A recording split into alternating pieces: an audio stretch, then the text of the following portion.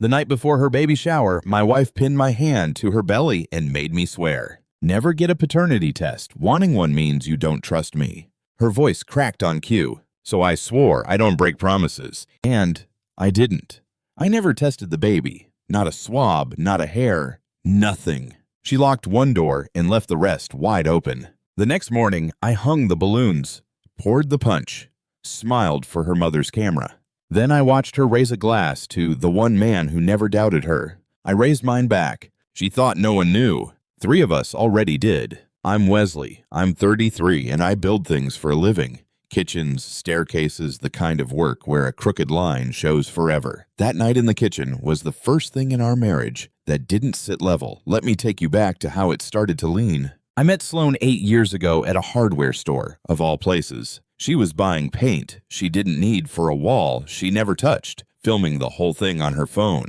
I told her the color she'd picked would go yellow under her lights. She argued. She bought the one I recommended. 2 weeks later, she messaged me a photo of the finished room and asked me to dinner. She had that thing some people are born with. A room warmed up when she walked into it. She could make a stranger feel like the most interesting person alive for 90 seconds, and those 90 seconds were real while they lasted. I was a quiet man with sawdust in my hair and a truck that smelled like cedar. I couldn't believe my luck. That was the first mistake, treating her like luck instead of like a person who could choose to lie. We married in a backyard in the fall. Her mother, Marlene, wore a hat too big for the chairs and told everyone within earshot that her daughter had settled early. I heard it. I let it go. I was good at letting things go. It's a useful skill, right up until it isn't. By the time you meet us here, Sloan had built something out of that warmth. A lifestyle channel. Sloan at home. Recipes, tidy pantries, soft morning light. A husband who fixed things in the background of frame. 60,000 people watched her fold laundry like it was a religion. Brands sent boxes. She was good at it, and she loved it. And I was proud of her, the way you're proud of a fire you helped light before it got big enough to scare you. Here is the part that matters, so I'll say it plain. Once, and not dress it up.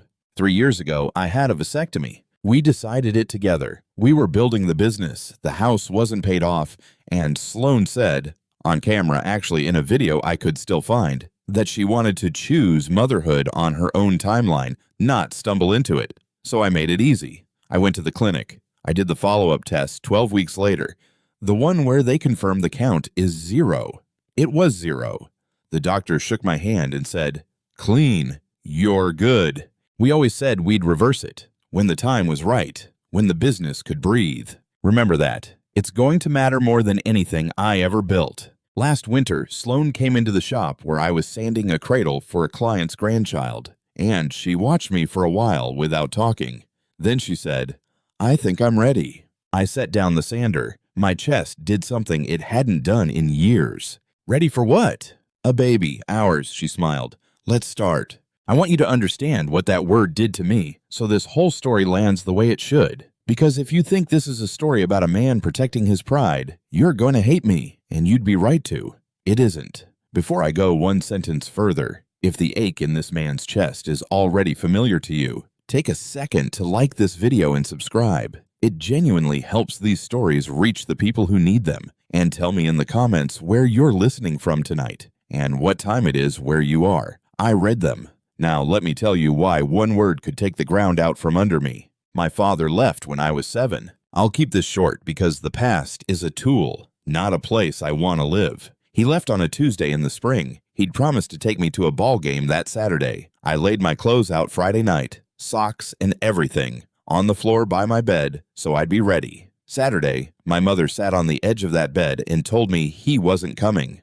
Not to the game, not back. I spent the rest of my childhood learning to be the opposite of a man who leaves. I showed up. I finished what I started. When I said I'd do a thing, I did the thing. It wasn't a virtue. It was a wound wearing a nice shirt. So when Sloan said, "Let's start," what I heard was, you finally get to be the father you laid your socks out for. I called the urologist the next morning to schedule the reversal. And that's where the crack begins. Because I never had it done. Not out of doubt, out of ordinary life. The reversal wasn't covered by insurance. It runs several thousand out of pocket. And that same month, a big remodel job fell through and a truck transmission died, and Sloan wanted to reshoot the whole kitchen for a sponsor. So we pushed it. After the holidays, she said. We'll do it after the holidays. She kissed my cheek and told me she loved that I never rushed money. The consult happened. The surgery didn't. I did one thing at that consult, almost as a formality. A fresh semen analysis to have a baseline before the reversal. Still 0. The doctor said, "Nothing's changed. When you're ready to reverse, we'll go." I paid. I drove home. I put the paperwork in the drawer with the warranties and the truck title. 0 on the record. Both of us knowing the reversal never happened. Hold on to that, because 5 months later, my wife told me she was pregnant and cried, and I believed her without a single question, the way I'd believe the sun. She told me on a Sunday. She'd hidden the test in a little gift box, the way people do in her videos, and when I lifted the lid and saw those 2 lines, I sat down on the floor of our bedroom because my legs quit. Sloan knelt in front of me, laughing and wiping her face, and said, I know, it happens. 1 in a couple thousand, the doctor online said. We're the one. We're the one. I held her, and I cried into her shoulder, and I thought about socks laid out on a floor, and I promised that little box of 2 pink lines every single thing my father never promised me. I meant all of it. For about a month, I was the happiest I have ever been in my life. Then the small things started. I want to be careful here because it's easy to tell this part like a detective who always knew. I didn't always know. For a long time, I refused to know. The knowing came the way rot comes into good wood, from the inside, quiet, and you don't see it until you press your thumb and the surface gives. The first thing was her phone. Sloan had always left her phone anywhere. On the counter, face up, screen open, mid-text. It was part of who she was. Nothing to hide, an open book, a woman who filmed her own kitchen. But sometime in February, the phone started living face down. Then it started living in her hand. Then it started going dark the instant I came into a room, that little guilty snap of a thumb across a screen, and her voice going up half a register to cover the sound.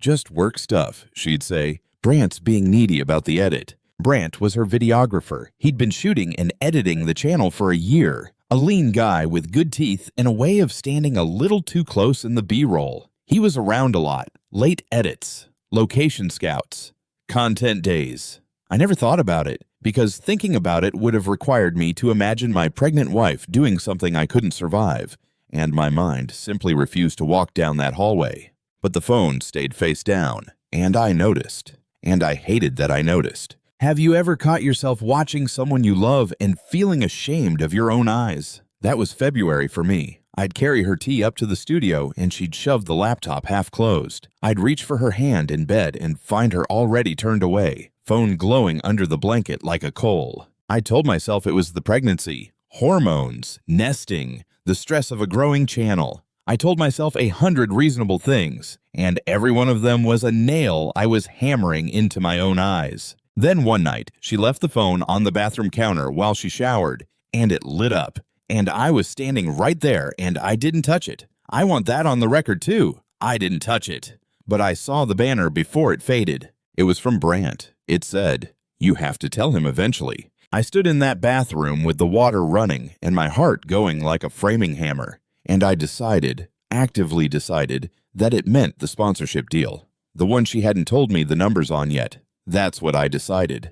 And I walked out and got in bed and turned off the light. I've asked myself 100 times since what I should have done standing in that bathroom with the water running and that banner fading on the screen. The honest answer is nothing, because a man can look straight at the truth and choose the lie. If the truth is a thing he cannot yet afford to own, that's not weakness.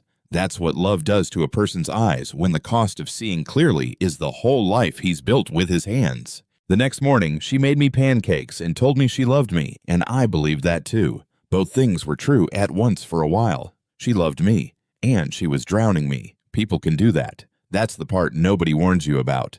There was a dinner that February I keep coming back to. Sloan had 4 of the channel friends over. Colleen, Bex, the 2 who filmed themselves filming, and Brant, editing upstairs, drifting down for wine. I cooked. I'm the one who cooks. It's one of the quiet jokes of the marriage, the carpenter in the apron. Somewhere between the salad and the pasta, Colleen asked how I was handling the miracle. And I said something ordinary, that it still didn't feel real.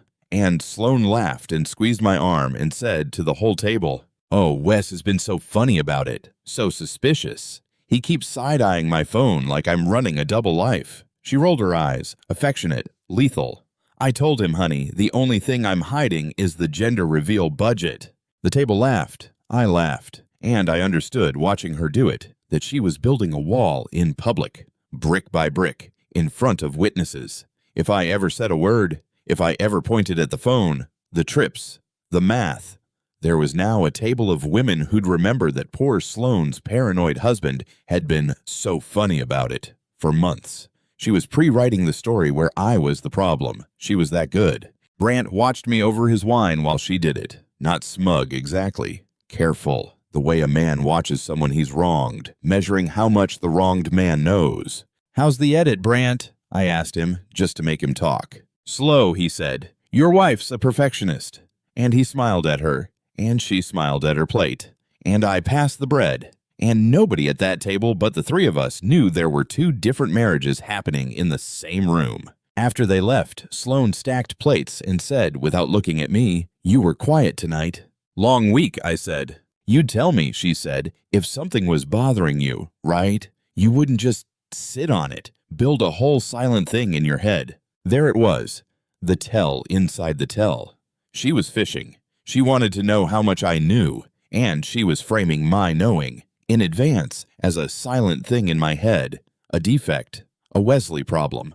I dried a glass and set it in the rack. "Nothing's bothering me," I said.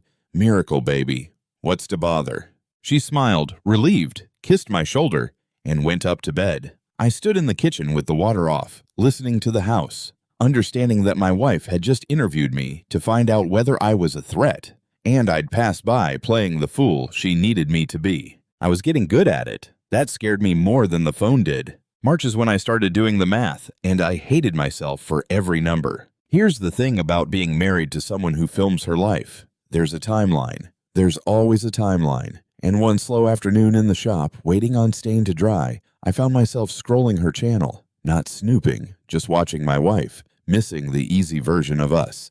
And I hit a video from mid-November. She was in Nashville, a brand trip, 4 days. The girls' retreat, she'd called it, except in the vlog the girls were her and Brant, and a rented cabin, and a lot of shots that cut away fast. 4 days in a cabin in mid-November. I did the math the way you do the math when your hands already know the answer and your head is still refusing to sign for it. She was due in late July. Count backward. Conception, mid-November, Nashville, mid-November. I closed the laptop so hard the stain rag fell off the bench. Then I opened it again, because the animal in me needed to be wrong and the carpenter in me needed to be sure. And those two men spent the next hour going through my wife's public life frame by frame like it was a set of blueprints with a fault I had to find. I went back further than Nashville. There'd been an October trip too. A brand summit in Chicago, 3 nights, Brant tagging along for content. There was an August weekend at a lake house that belonged to nobody either of us knew. In every one of those vlogs, there was a particular kind of shot. Sloane laughing at something off camera, the camera held low and close, the framing of a person filming someone they can't stop looking at. I know that framing. I've watched 1,000 hours of my wife's footage. Brant shot her differently than he shot the pantries and the recipes. He shot her like a man in love, and I'd been sitting in my own living room for a year, calling it good B-roll. And there was a comment under the Nashville vlog buried from a viewer. "Is it just me, or is the energy between you and your editor unreal, lol? 200 likes. Sloane had hearted it. Hearted it. A little red thumb of hers sitting there in public for anyone to see, on a stranger noticing the exact thing I'd spent months refusing to. I want you to understand none of this was proof. A framing, a lake house, a hearted comment. A jealous man could build that out of nothing, and I'd promised myself I would not be a jealous man building things out of nothing. That's exactly why I couldn't stop, because the more I looked, the more I saw a shape, and the shape kept pointing at a due date, and the due date kept pointing at a cabin. I sat back, My tea had gone cold. The stain on the client's bench had cured hard while I dismantled my own life on a laptop screen. And then, this is the part I need you to sit in with me. I opened the drawer, the one with the truck title and the warranties, and I took out the paper from the consult, the fresh analysis, the one from last year after we'd decided to try. 0. The reversal never happened. I never had it done. There had never been a single day since 3 years ago that I could father a child, and I was standing in my own shop holding a piece of paper that said so, looking at a due date that pointed straight back to a cabin in Nashville. I sat down on the cradle I'd been sanding for someone else's grandchild. If you've ever held two pieces of paper that couldn't both be true and understood in your body that one of them was a lie you'd been feeding your own heart for months, tell me you're still with me, because here's where I have to make a choice, and I want you to guess which way I went. Do I confront her that night? Do I test the baby the second it's born? Do I burn it all down at 8 months pregnant? Pause and predict what a man does with a piece of paper like that in his hand. Most people guess wrong because most people assume the wound wants noise. Mine wanted the truth, clean, and it wanted my dignity to still be standing when the smoke cleared. I didn't confront her. I know how that sounds. Believe me, I know. My brother nearly took my head off about it later, but understand where my head was. I had a piece of paper that said 0. That's strong. That is not certain.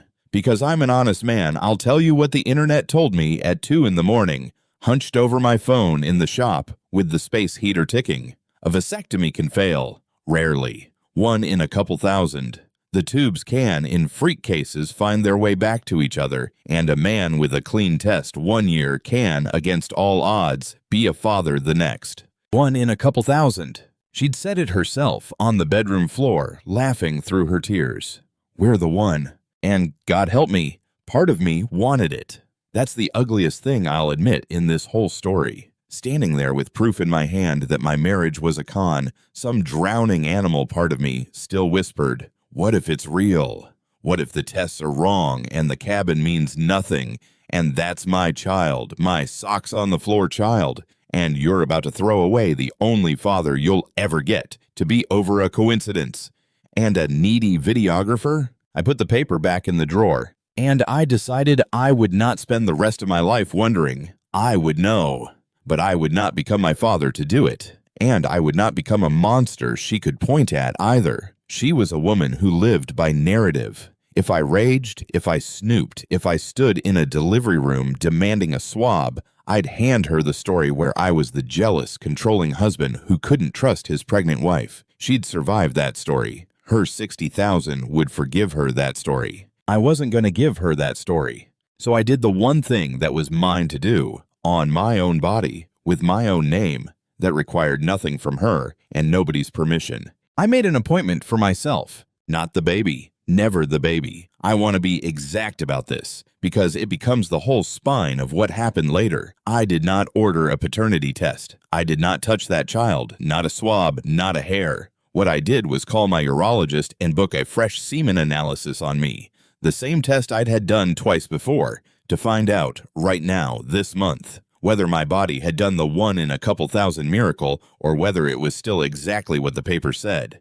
If I was still 0, truly 0, current, confirmed, then no coincidence in the world could make that baby mine. And I would know without ever making my wife pee on anything, without ever putting a cotton swab near an innocent child, without ever handing her the villain edit. I booked it for the second week of June, and then I went home and kissed my wife and asked her how the nursery paint was drying. I built that nursery with my own hands, and I need you to know that, because it's the cruelest part, and I won't skip it to look tough. I did the crib rails myself, joined and pegged, no nails where a baby's hand might go. I built a little bookshelf shaped like a house, and I made a mobile, a wooden one. 5 stars I cut and sanded down to satin over 3 nights in the shop, strung so they'd turn slow in the draft from the vent. I hung it over the crib on a Thursday in April while Sloan filmed me from the doorway, narrating to her 60,000 about the most incredible dad-to-be in the world.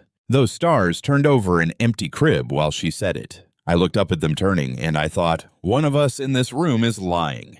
And I'm not sure it isn't both of us. That's the thing about the slow way. It costs you. Every day between the drawer and the appointment, I lived two lives. In one, I was a father hanging stars. In the other, I was a man counting the days to a test that would tell me which father I was, the real one or the fool.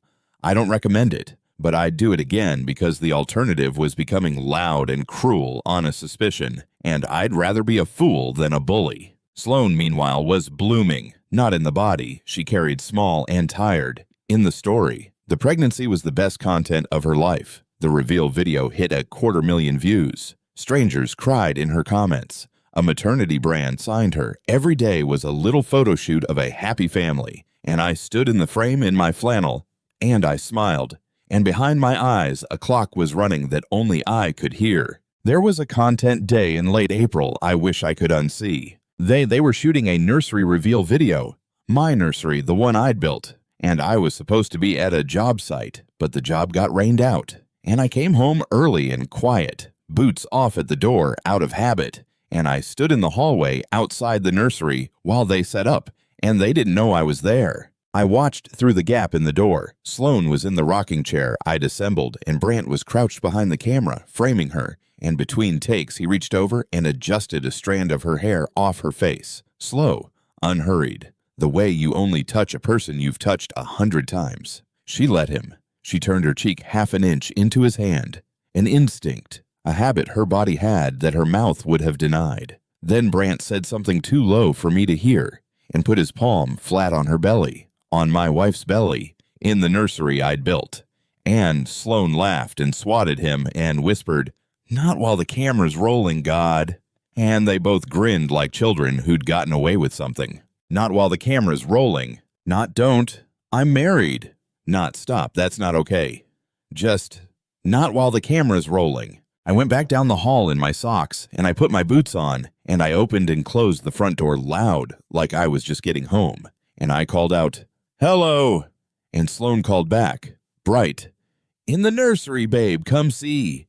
And I walked in and told her it looked beautiful and shook Brant's hand. And it was the single hardest thing I did in the whole 3 months. Harder than the reveal, harder than the walkout, shaking that man's hand in the room where I'd hung the stars. That night, I lay awake and understood there was no version of this where I'd been imagining it. I'd seen his hand on her. I'd heard what she called it. The only thing left to find out was the number, and the number was coming in June. And Brant was always there, editing, getting the light, standing a little too close. Once, in May, I came into the studio to bring them coffee, and I caught the tail of something. Sloane, low and sharp. "Not now, not while he's..." And then she saw me, and the sentence folded up like a map. Brant took his coffee and thanked me and called me man the way men do when they're standing in your house holding a secret about your wife. "Everything okay?" I asked her that night. "Brant wants a bigger cut," she said, not looking up from her phone. "He thinks he made the channel. Men always think they made the thing they only filmed." I almost laughed. It was such a good lie. It had a truth folded inside it, which is what makes a lie strong. He did think he'd made something. He just hadn't told me which something. If you'd been in my kitchen that night, watching her lie so smoothly with one hand on her belly, would you have been able to eat your dinner? I couldn't, but I did. I ate every bite, and I complimented the chicken, and I loaded the dishwasher because I had a date in June, and I wasn't going to blow it early over a coffee and a folded sentence. Stay with me. The folding was almost over. The second week of June, I drove 40 minutes to a lab in the next county where nobody knew my wife's face. I told Sloane I had a site visit. It wasn't even really a lie. I stopped at a job on the way home. But that morning, I sat in a small beige room and gave the sample and answered the nurse's questions. And she was kind in the flat professional way that's better than sympathy. And she said, "Results in about a week." There was a moment on the intake form I'll never forget. The clinic did more than semen analysis. Down the list of boxes you could check, there it was in plain gray letters. Paternity and relationship DNA testing. A whole other test, a whole other door. And all it would have taken was a cheek swab from a newborn I could get any night of the week. The nurse even mentioned it, gentle, reading the situation off my face better than I'd have liked. "Some folks in your position want to know both things," she said. "We can test the child too, if it comes to that." "No," I said. "Just me. Only ever me." She nodded like she understood. And maybe she did. But she couldn't have known the whole shape of it, that some part of me already sensed a woman would soon press my hand to her belly and beg me never to test the child, and that I intended to give her exactly that promise and keep it to the letter. I would never put a swab near that baby. I didn't have to. The only body I needed the truth about was the one I was sitting in. She could forbid me the child all she wanted. She could never forbid me myself. I checked one box. I left the other blank. I've never once wished I'd done it the other way. I want to tell you, I was calm. I build things. I'm supposed to be calm. I sat in my truck in that parking lot for 20 minutes and I couldn't turn the key because for one more week I could still live in the world where it was a miracle, where the tubes found their way back and the cabin was nothing and my whole life wasn't a set she'd dressed. Once I opened that result, one of those worlds was going to end. The week was the longest of my life. Sloan hit 32 weeks. We did a hospital tour. I held her hand while a nurse showed us the room where the baby would be born, and Sloan put my palm on her belly, and the baby kicked, and I felt it. This real, alive, kicking thing. And I loved it. That's not a slip. I loved it. It kicked my hand, and I loved it, and I did not stop loving it when the results came, and that is the whole tragedy of the thing. That same week, we had Sunday dinner at Marlene's. I almost didn't go, but not going would have been a signal, and I wasn't ready to send signals, so I sat at my mother-in-law's table under a chandelier she reminded us cost more than my truck, and I ate a dry roast and listened to her run me down with a smile, the way she'd done for 7 years.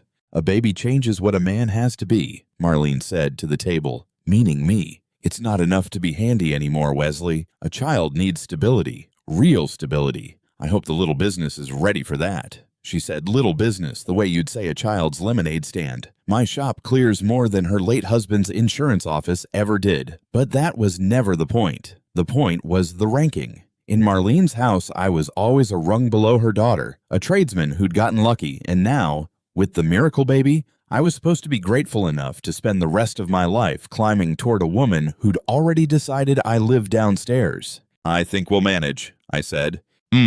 She refilled Sloan's water, not mine. "Just remember, a wife needs to feel trusted. That's the whole thing. With a baby coming. A man who questions, who doubts, who makes his wife feel watched." She let it hang, and Sloan's eyes flicked to me over her glass, and I understood that this speech had been rehearsed between them. They'd talked. Of course they'd talked. Marlene was coaching the story from the top of the table. A man who questions makes his wife feel watched. They were preloading the same narrative Sloan had built at the dinner party. One more brick, one more witness. My own mother-in-law laying track for the day I finally said something. I looked at Marlene, this woman who'd never liked me, working so hard to make my future doubt look like a character flaw before I'd even voiced it, and I felt something cold and clear settle in. "You're right," I said. "Trust is the whole thing." And I smiled and she smiled, and neither of us meant the same sentence. 2 days later, Brant came by the house to drop footage while I was home, which he never did. Usually he timed his visits for when I was on a job, but there he was on my porch at 6 in the evening, a hard drive in his hand, and something jumpy under his easy grin. "Sloan around." "Studio," I said. I didn't move out of the doorway. "You could have emailed the files." "Too big to send." He shifted his weight. He looked at me a beat too long. And I watched a decision happen behind his eyes. The decision of a man wondering whether the husband knows, wondering whether right now, on this porch, is when it all comes apart. I let him wonder. I've hung a lot of doors. I know exactly how long to leave one half open to make a man nervous about which way it swings. "You good, man?" he asked. "You seem—" "I'm good, Brant." I took the drive out of his hand. "I'll make sure she gets it." He left faster than he came. I stood on my porch holding a hard drive full of my wife filmed by the man who'd fathered her child, and I did not throw it into the street. Though I wanted to, because a thrown hard drive is a story, and I wasn't giving anyone a story. And once, I'll tell you this because I said I'd be honest, once that week I almost broke my own plan. It was late. Sloan was asleep. I stood in the doorway of the nursery I'd built, the stars turning slow over the empty crib in the draft from the vent, and the whole weight of it came down on me at 3 in the morning, and I walked to the bed and I sat down beside her and I opened my mouth to say it. All of it. I know. I've always known. There's no miracle. I can't have children, and you know I can't. And whose is it, Sloan? Just tell me whose it is." She stirred. Half asleep, she reached for my hand and put it on her belly, out of pure habit, and murmured, "Can't sleep either, Dad." And I closed my mouth. Not out of fear, out of the thing Nora would tell me the next week that I already knew in my body. That if I said it now, in the dark, just the two of us, she would cry and reach for me and reframe it by breakfast, and I would spend the rest of my life being managed by a woman who was very, very good at managing me. The truth couldn't happen in the dark. Not this truth. It had to happen in the light, in a room, out of the right mouth, or it would get folded up like every other sentence in that house. So I laid my hand where she'd put it, and I felt the baby move one more time, and I said, "Yeah, can't sleep." And I lay awake until the window went gray. The results came on a Thursday. Portal notification, 4:11 in the afternoon. I was in the shop. I stood at the bench with my phone in my hand, and I did not open it for an hour. I sanded a board that didn't need sanding. Then I washed my hands, dried them on my jeans, and opened it. Sperm concentration, 0 per milliliter. Motility, not applicable. Assessment, azoospermia, consistent with prior post-vasectomy analyses. No evidence of recanalization. No evidence of recanalization.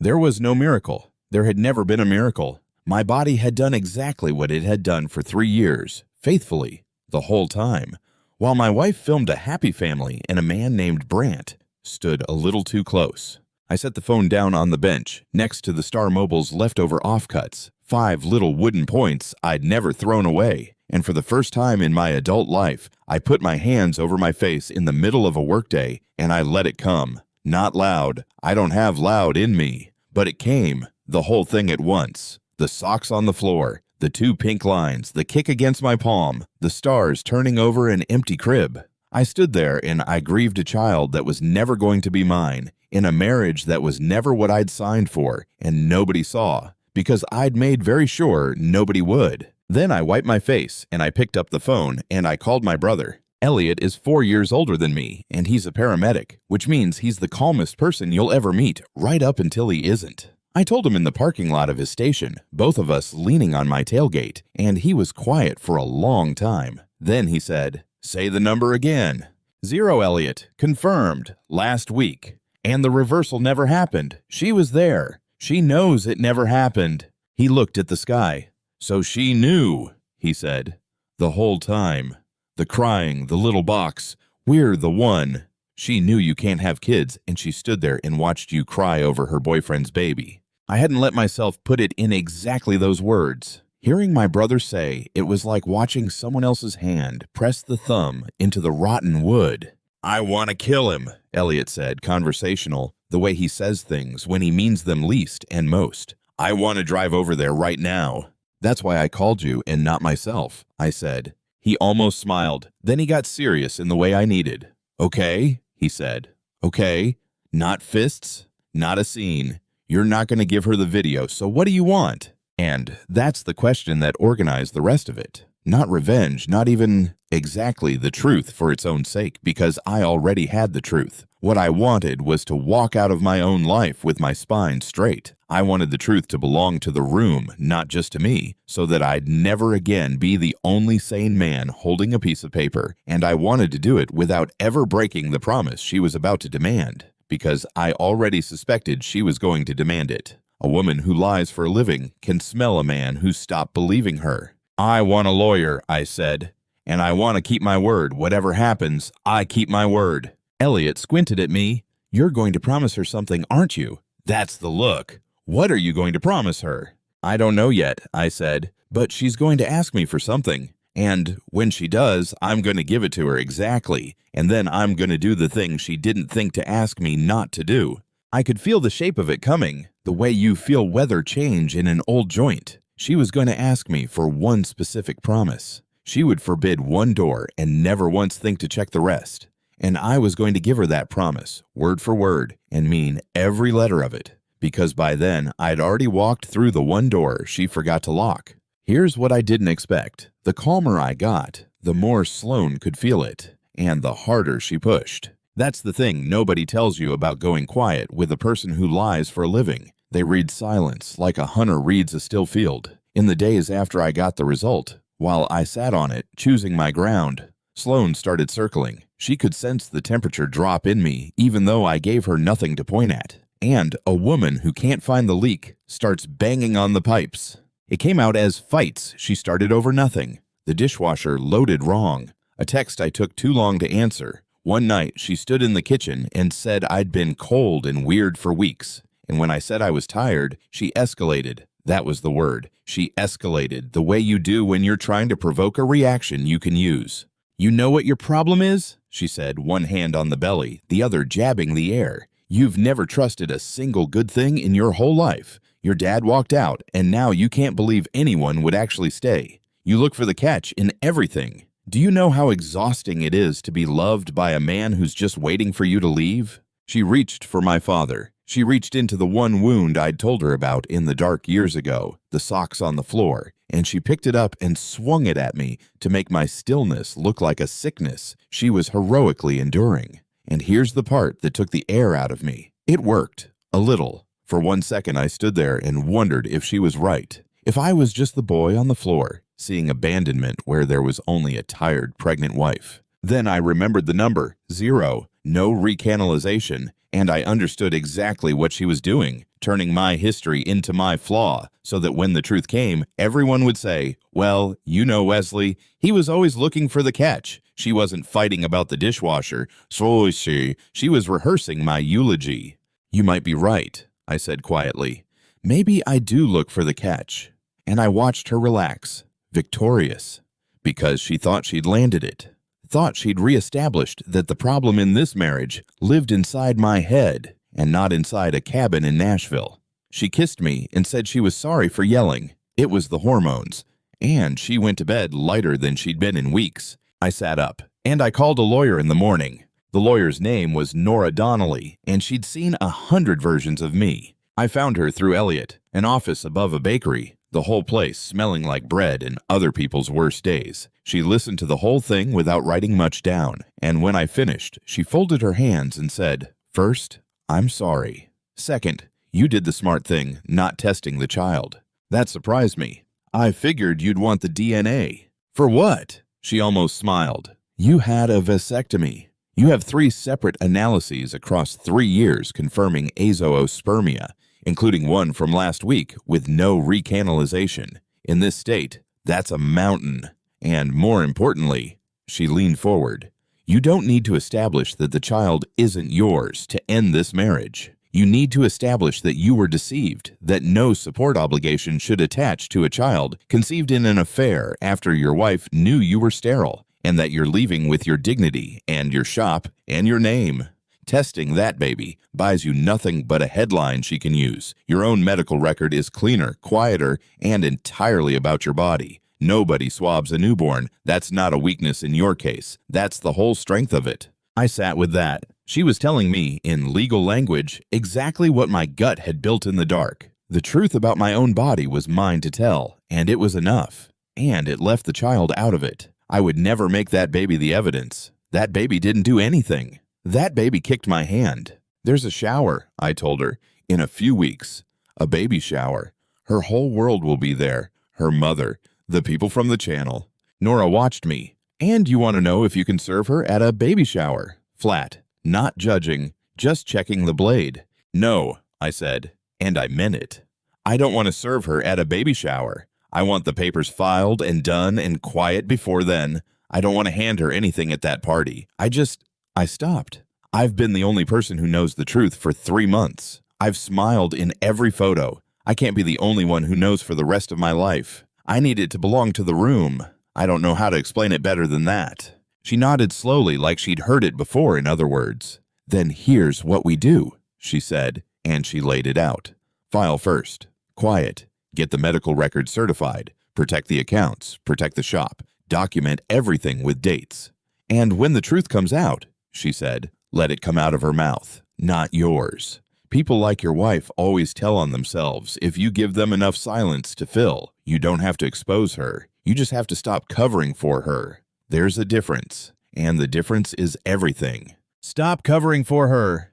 3 words, and they cut a door in a wall I'd been leaning on for 3 months. Elliot didn't love the plan. We went around about it in his kitchen the night after I met Nora, and it's the closest my brother and I have come to a real fight since we were teenagers. "You're gonna wait?" He set his beer down hard. "You've got the number. You've got a lawyer. And you're gonna keep smiling in her little videos for 2 more weeks and let her throw a party celebrating you? Wes, that's not dignity. That's letting her use you right up to the end." "If I blow it up now, in the house, just us, she wins," I said. "She'll cry. She'll say it's a miracle. She'll say I'm the paranoid one. She's already built that story, Elliot. She posted it. She told her mother. She told her friends. If I say it alone, it's my word against her tears. And she is better at tears than I will ever be at words. So say it to a lawyer. Say it to a judge. You don't need a party. I need it to belong to the room." I heard how strange it sounded. I said it anyway because it was the truest thing in me. For 3 months, I've been the only person alive who knows I'm not crazy. I've stood in every photo knowing. Do you understand what that does to a man? To be the only sane person in his own house and have to act like the fool so the con keeps running smooth? I filed. It's done. I'm not doing the party for revenge. I'm doing it because I refuse to be the only one who knows for the rest of my life. I'd rather it come out ugly in the light than clean in the dark where she can bury it. Elliot looked at me a long time. Then he picked his beer back up. "Okay," he said, "but I'm coming. And if that guy shows up in the driveway, I'm the one who talks to him, not you. You keep your hands in your pockets and your voice flat. You hear me? You don't give her one frame she can use." "I hear you." "Socks by the bed," he said quietly, which is our shorthand from when we were boys and our father didn't come back. "For I know exactly what this is costing you." And I nodded. And we didn't say anything else. And that was my brother telling me he was in. I signed the papers. I certified the records. I opened a separate account for my next 3 checks and moved nothing that wasn't mine. Elliot knew. Nora knew. The lab knew. 3 people plus me. And my wife, 34 weeks pregnant, planning the biggest party of her year, knew none of it. That's the count the hook was about, if you were wondering. 3 people already knew. She wasn't one of them. The 2 weeks between filing and the shower were the strangest of my life, and I lived them one careful hour at a time. Every morning I got up and was a father-to-be. I finished the nursery. I assembled a rocking chair. I let Sloan film me painting a tiny wooden name sign for the crib, and I painted it steady and true, and it hurt like pressing on a bruise you keep pressing to see if it still hurts. It still hurt. Every day. Then I'd drive to the shop and be the other man. The one with a lawyer and a certified record and a separate account. The one who'd already left in every way but the walking. Twice that stillness nearly cracked. The first time Sloan found the account. Not the papers, the account. A statement came to the house, to my name, and she opened it because she opened everything. And that night she held the envelope up and asked why I had a checking account she'd never seen. My heart went to concrete. If she pulled that thread now, 2 weeks early, the whole quiet exit turned into a driveway scene on her schedule. "It's the shop's tax account," I said, not missing a beat, because I'd rehearsed the lie the way she rehearsed hers. Nora set it up. The bookkeeper. "End of quarter's coming." True enough in the bones. She looked at it a second longer, then handed it back, bored, because money that sounded like paperwork bored her, and she went back to her phone. I stood there feeling my own pulse in my ears and thinking, so this is what it's like to be you, Sloan. This is what you've done every day for a year. I didn't like how good I was at it. A man can learn a woman's worst skill just by surviving her. The second time was Brant. He'd stopped coming to the house, but he texted her constantly now. I could see it in her shoulders, the way she'd go rigid over the phone and then bright when she caught me looking. One evening, she was in the shower and the phone lit on the counter and I didn't touch it. I've told you I never touched it, but the banner sat there long enough to read, "You can't keep him on the hook forever. Tell him or I will. I'm coming Saturday." Saturday, the shower. So I knew, a week out, that Brant intended to come. I knew the truth was going to arrive at that party one way or another, and I made a choice. I wasn't going to try to stop him, and I wasn't going to warn her, and I wasn't going to race him to it. If he wanted to be the man who blew up a baby shower, that was his to be. I was going to keep my word, tell the truth about my own body if the moment came, and walk out level. Let the loud man be loud. I'd be the quiet one they remembered. And then Sloan, 4 days before the shower, posted a video. I found it the way you find a knife with your bare foot in the dark. It came up in my feed, my own wife's face, and the title was Why I Stopped Explaining Myself to People Who Doubt Me. 12 minutes of her on the couch, glowing, one hand on the belly, talking to 60,000 people about how the greatest gift in a marriage is a partner who chooses to believe you even when the world wants him to be suspicious. She talked about toxic doubt. She talked about how she'd had to teach the people around her that love without trust isn't love. She never said my name.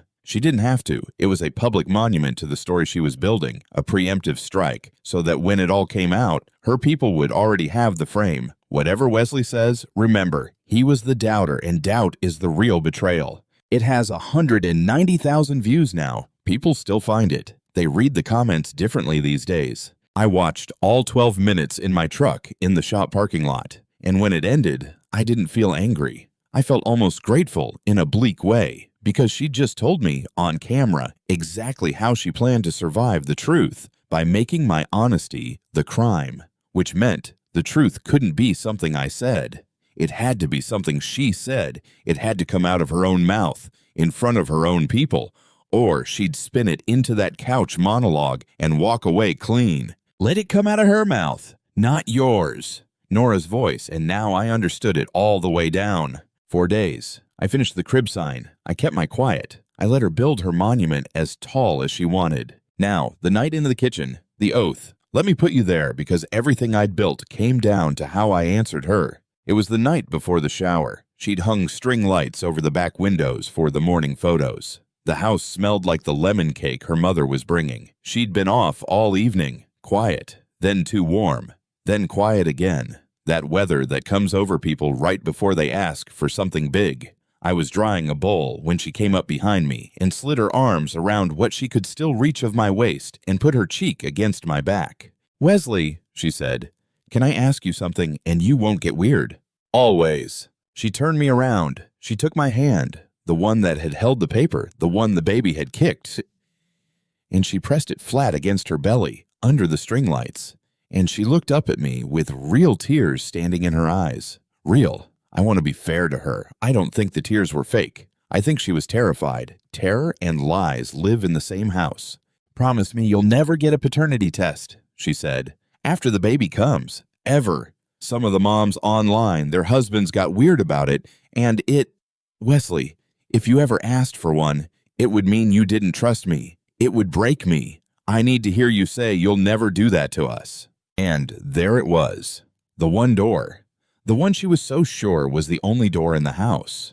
I looked at her for a long moment. I thought about a boy laying socks out on a floor. I thought about 0 per milliliter. I thought about Nora saying, "Let it come out of her mouth, not yours." And I understood, standing under those lights, that my wife had just handed me the cleanest promise I would ever make, because I had already, weeks ago, decided I would never in my life test that child. "I promise," I said, "I will never get a paternity test on the baby. Not a swab, not a hair. You have my word." She sagged against me with relief, crying now for real, and said, thank you, I love you." And I held her, and every word out of my mouth was true, and none of it meant what she thought it meant. She locked the one door. She never thought to ask about the door I'd already walked through in a beige room 40 minutes away. I stood there holding my lying, terrified, pregnant wife under the string lights, and I felt the last of something go quiet in my chest. Not rage. Rage would have been easier. It was more like the moment a level finally reads true after you've been shimming a beam all day. Everything went still. Tomorrow was the shower. I already knew I wasn't going to make a scene. I just wasn't going to cover for her anymore. The morning of the shower, I nearly lost my nerve. I'll be honest about that, because if I pretend I was made of stone the whole time, none of this counts. I woke up before her, and I lay there listening to her breathe, one hand on the small of her back out of 3 years of habit, and the doubt came back one last time, dressed up as decency. What if you're wrong to do this today, in front of everyone? What if the kind thing is to just leave quietly, sign the papers, never say a word, and let her keep her party and her people and her story? Who does it serve to let the truth into that room? And then my phone buzzed on the nightstand. Sloane's phone, actually. We have the same case. I grabbed it by mistake in the dark, and it lit up in my hand before I could set it down. A message from Brant. Timestamp 6:02 a.m. Are you going to tell him today or keep letting him play house at my kid's party? I'm done, Sloane. Text me by noon or I show up. My kid's party. I set the phone down very carefully, screen up exactly where it had been.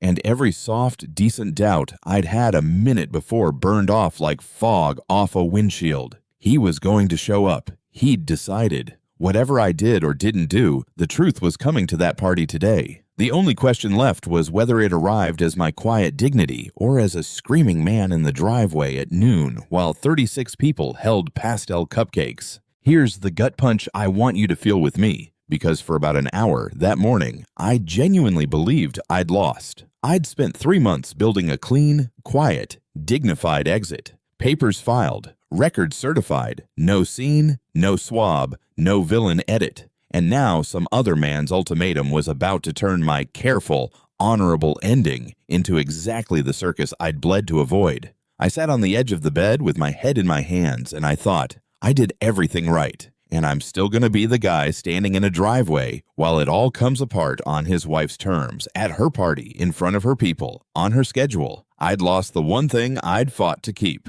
my spine. I went out to the truck at 7 and called Nora, because she'd told me to call if anything moved, and a man threatening to show up counted as moving. She picked up on a Saturday like it was nothing. Let him come, she said when I told her. Wesley, listen to me. Your case doesn't need him, and it doesn't fear him. Here's the only thing you have to hold on to today. She is going to say the vasectomy failed. She has to. It's the only card she has. And to a room full of people who don't know medicine, it sounds plausible. So you don't argue medicine with her. You don't get into recanalization rates at a baby shower. You say the one true thing about your own body, calmly, once, and then you stop. You let her fill the silence. People like her always fill the silence with the truth they're trying to hide. Don't chase her, just stop covering. Can you do that? Yeah, I said. My voice didn't sound like mine. And Wesley. A pause. You're allowed to be sad today. This was going to be your kid. That's a real loss, even though the whole thing was a lie. Don't let the anger skip you past the grief. The grief is the part that keeps you a good man. I sat in the truck a while after we hung up, because she was right, and I hadn't let myself say it in daylight until a stranger with a law degree said it for me. I had wanted to be that baby's father, not the idea of a father. That baby, the one that kicked my hand at the hospital, I'd hung 5 wooden stars for it over 3 sleepless nights. I'd painted its name on a sign with a steady hand. And today, I was going to stand in a yard and say the sentence that ended my claim to it forever. And no version of today gave me a child to bring home. Sloane got to keep the baby. Brant got the baby. The one man in this whole story who'd have laid his socks out on the floor and actually shown up on Saturday, I was the one walking away empty. That's the wound the whole thing pressed on, and it pressed all the way down, and for 1 gray hour in that truck, I let it. Then I wiped my face on my sleeve, the way I had in the shop the day the results came, and I went back inside to get the house ready for a party thrown for a child that would never call me Dad. Or so the morning felt for 1 long gray hour. Then Sloane woke up and stretched and smiled at me and said, "Big day, Dad," and something in the way she said it, light, certain, victorious, set the beam level again. No, not on her terms. Not in a driveway. If the truth was coming to this house today, no matter what, then it would come in through the front door, with its shoes wiped, out of the right mouth, at the right moment. Hers, ideally. And if not hers, mine.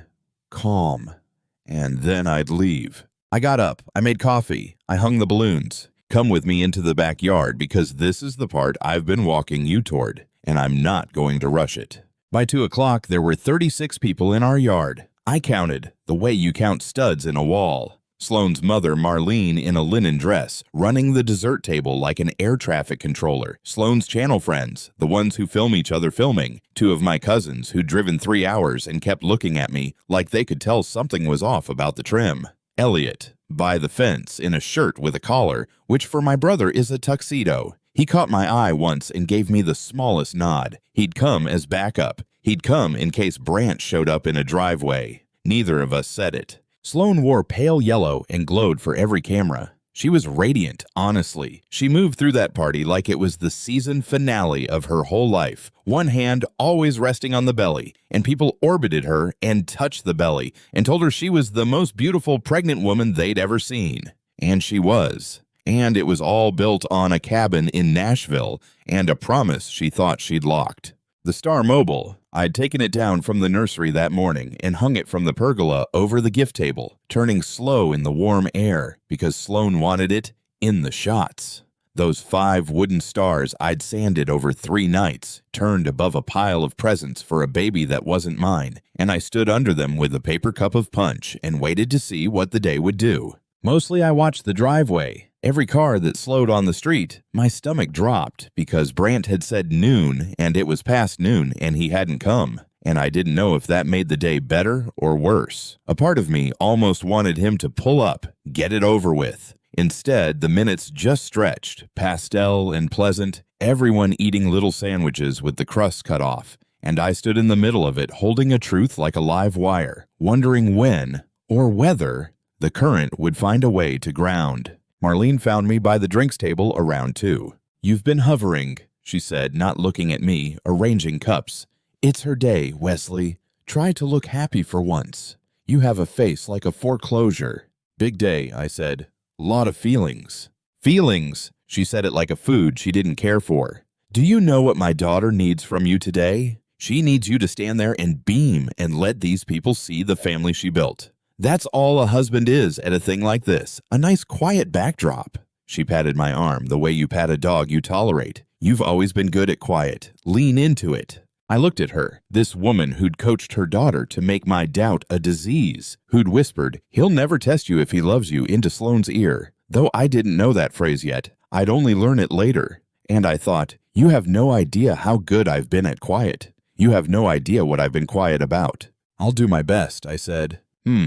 She moved off to reign over the dessert table. Colleen filmed me for a while, B-roll of the dad-to-be, one hand in his pocket, watching the party. I let her. Somewhere on a hard drive, there's 90 seconds of me standing under the wooden stars I made, looking calm as a Sunday, 30 minutes before I took the whole afternoon apart with a lip of quiet sentences. I've thought about that footage. The man in it already knew everything. You'd never guess it from his face. That's either the saddest thing about me or the strongest, and I still can't decide which. Elliot drifted over once, handed me a fresh cup I didn't ask for, and murmured without moving his lips, "He's not coming. Guy like that doesn't show. You okay?"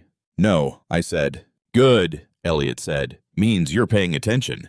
And he went back to his post by the fence. By 2:15, I'd made peace with it. Brant wasn't going to detonate the party for me. If the truth was coming out today, it wasn't going to arrive in a driveway. It was going to have to walk out of somebody's mouth in that yard. I didn't know yet that it would be hers. At 2:30, Sloane tapped a fork against a glass. The yard went quiet and turned to her. She had notes on her phone. Of course she did. She always spoke from the phone.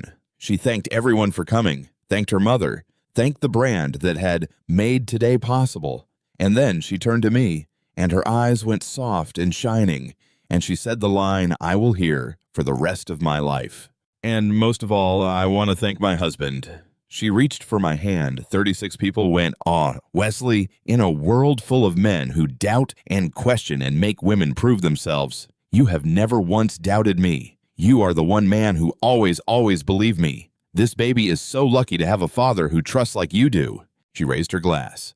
"To the one man who never doubted me." 36 glasses went up. I raised mine too, and in the second before I spoke, I looked around that yard. At Marlene beaming, at the channel friends filming, at my cousins, at Elliot's hand tightening on the fence rail, and I understood that she'd just done the thing Nora said people like her always do. She'd told on herself. She'd stood in front of everyone she knew and made the whole story about my trust, my belief, the one thing she'd spent 3 years counting on and 3 months squeezing out of me. She'd built the trap so tall she'd climbed inside it herself. All I had to do was not lie for her. "Thank you," I said.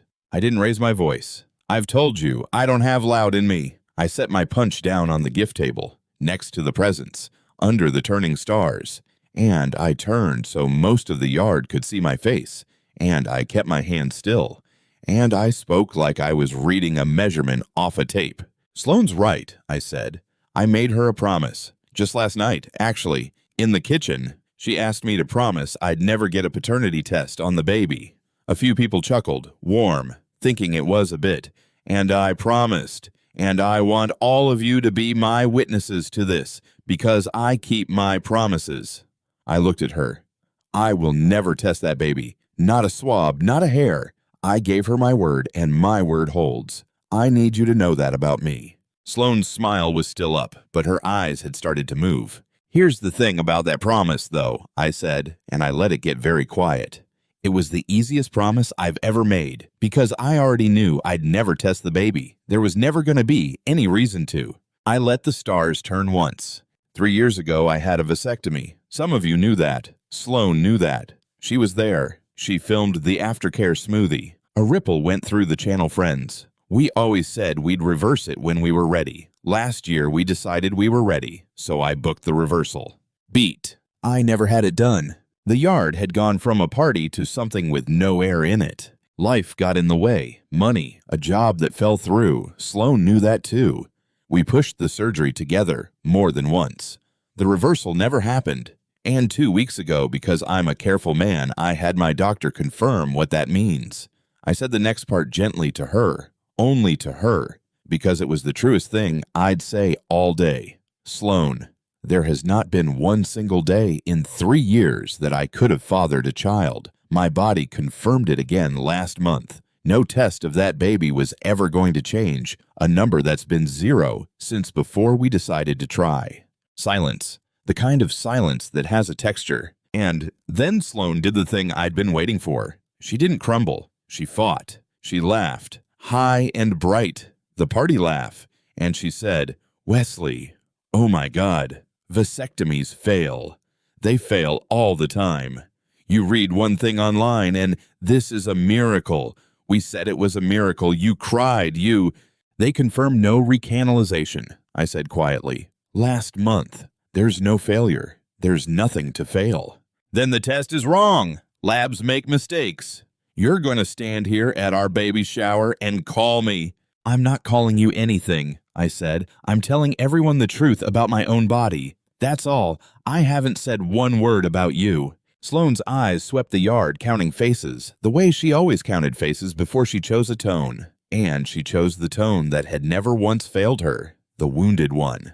"Everyone, I am so sorry you're seeing this," she said, and her voice found that warm, trembling register from her videos, the one that made strangers cry into their phones. "Wesley's father left him when he was a little boy. He told me that, in confidence, years ago. And ever since, he can't let himself be happy. He can't believe something good is really his. I have spent our entire marriage trying to love that fear out of him. And now, today, at our own baby's shower, he's doing the exact thing I always prayed he never would." It was masterful. I'll give her that forever. In 15 seconds, she took the truest, softest thing I ever told her in the dark and turned it, in front of 36 people, into the reason nothing I said could be trusted. A few faces near the back softened. She felt it. She always felt it. And for 1 second, the boy on the floor wanted to fold, wanted to apologize, wanted to make the warmth in the yard come back and cover me again. I let the second pass. "My father did leave," I said evenly to the yard, not to her. "That's true, and it taught me something. You're right. It taught me to show up, to keep my word, to never, ever walk out on a child." I looked at her. "So, let me be very clear for all these people who love you. I am not the one in this yard who did something to a child. I had a vasectomy and I told the truth about it. Everything that comes after that sentence is yours to say, or not."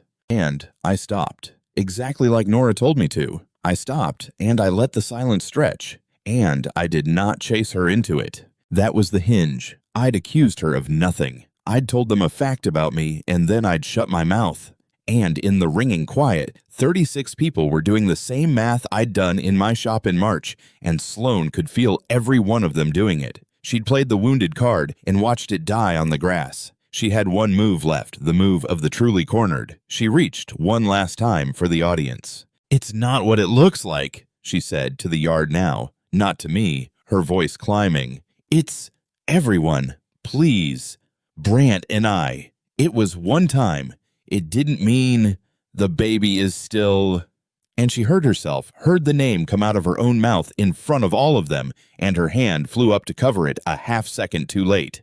Brant. Nobody in that yard had said Brant. Her mother made a sound I'd never heard a person make. One of the channel friends lowered her phone very slowly, like it had gotten heavy. My cousin sat down. And then, one at a time, the room did the thing a room does when a lie finally cracks. It started remembering out loud. Colleen, the friend from the February dinner, said it first, almost to herself, her hand at her throat.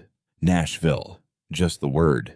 You said the retreat was girls only. Brant was in the cabin footage. I saw the cabin footage. She looked at Sloan like she was seeing a stranger wearing her friend's face. You had me post about how in love you two were on my page. Then Bex, quiet.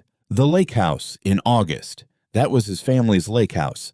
I asked you, and you said it was a rental. My older cousin Tom, who'd driven 3 hours and kept squinting at the trim all afternoon, stood up slow and said the thing plain, the way my family says things. Wes, buddy, is the baby not yours? And I didn't answer, because I'd promised I'd never make that child evidence. But my silence answered it, and Tom sat back down and put his face in his hands. Elliot didn't say anything. He just stepped off the fence and walked to the middle of the yard and stood next to me so that anyone looking at me was looking at both of us. And that was its own kind of testimony. My brother, the paramedic, the calm one, planting himself at my shoulder in front of everyone she knew. He knew. The yard understood. The brother knew. That's why the brother wore a collar. Each of them added a stone, and Sloan stood in the middle of the pile she'd built, watching her own people set it down one at a time. And Sloan stood there in pale yellow under the string lights she'd hung for the photos, one hand over her mouth, the other on the belly, having introduced the truth to the room herself, by name, exactly the way Nora said she would. I didn't feel triumph. I want to be honest with you, because I think you've earned honesty. I felt the floor drop out of 3 years at once. I felt the kick against my palm at the hospital. I felt the stars turning. I looked at my wife, and for 1 second, I saw the woman from the hardware store who made a room warm up. And I grieved her too. The version of her that maybe never actually existed.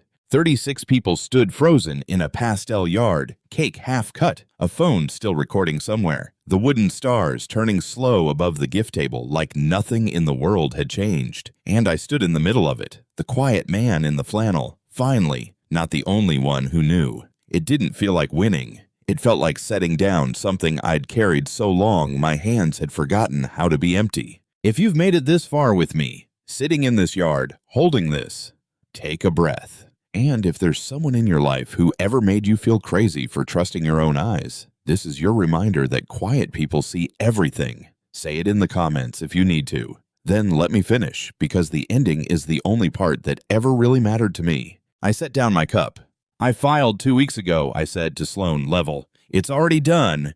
You'll hear from Nora Donnelly on Monday. I'm not going to fight you for anything that isn't mine, and I'm not going to take anything that is. The house will sort out. The channel is yours. You built it. The shop is mine. I built that. I paused. And the baby is going to need honest people around it, so I hope, for its sake, the honest ones win. Marlene found her voice from the dessert table. I'd expected her to come at me. Instead, and this is the one moment I'll give any of them, she didn't defend her daughter. She looked at Sloan with something breaking behind her face, and she said very quietly, Sloan, what did you do? Not a shield. A mother, finally seeing the daughter she'd coached and understanding what the coaching had built. It didn't redeem her. She'd whispered, he'll never test you if he loves you, into her daughter's ear months ago. Sloan told me that herself later, like it was a comfort. But for 1 second, Marlene was just a horrified old woman at a party, and I let her have it. I walked to Elliot at the fence. He put a hand on the back of my neck the way he used to when I was small, and he said, low, just for me, socks are still by the bed, huh? And I laughed, one broken laugh, because he's the only person alive who could have said the exact worst true thing and had it come out like love. Then I walked to the pergola, and I reached up, and I took down the Star Mobile. Sloan saw me do it. "You're taking it," she said, and there was something almost childlike in it, the party collapsing around her, and she's watching the man leave with the wooden stars. I looked at the mobile in my hands. 5 stars, satin sanded, made over 3 nights for a child that was never mine. "No," I said, and I hung it back up and gave it one turn with my finger. "It's for the baby. The baby didn't do anything. Leave it up." And I walked out through my own back gate to my truck that smells like cedar, and I did not slam it, and I drove to my brother's, and I slept 12 hours. Let me tell you how it landed, because you deserve the fallout, not just the walkout. The divorce went the way Nora said it would, quiet, clean, and quick, because there was nothing to argue. 3 analyses across 3 years, no recanalization, a filed record, a documented deception, no support obligation attached to a child conceived in an affair after my wife knew I was sterile. I never once tested that baby. I never had to. I kept my word to the letter, and my word was a locked door she'd handed me the key to. The channel didn't survive.